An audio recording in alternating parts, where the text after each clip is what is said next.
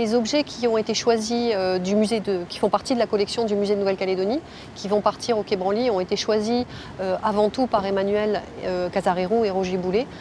Emmanuel a été le conservateur du musée et le directeur du musée de Nouvelle-Calédonie, donc il connaît très bien la collection, même s'il n'est pas forcément au fait des nouveaux objets, mais il est très souvent sollicité pour donner son avis aussi lors du comité d'acquisition. Donc il connaît la collection. Roger, c'est pareil, sont les deux grands spécialistes mondiaux de l'art kanak. Donc forcément, on fait souvent appel à eux. Ils connaissent très bien la collection. Donc c'est eux qui ont dit, bon, on aimerait bien telle pièce, telle pièce.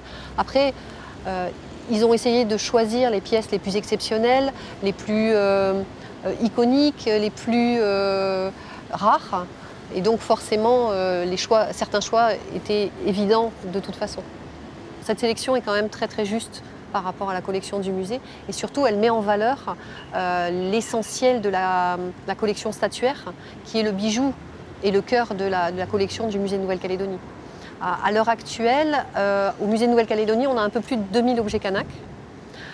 D'après l'inventaire justement du patrimoine kanak dispersé, on sait que dans le monde, en collection publique, on doit avoir à peu près 20 000, entre 16 000 en Europe. On a peut-être 18 000 objets kanak. Donc il y a un rapport qui est quand même beaucoup plus important pour les objets qui sont à l'extérieur. Mais en ce qui concerne la statuaire et tous les objets monumentaux, les sculptures et tout ça, on a la plus belle collection au monde.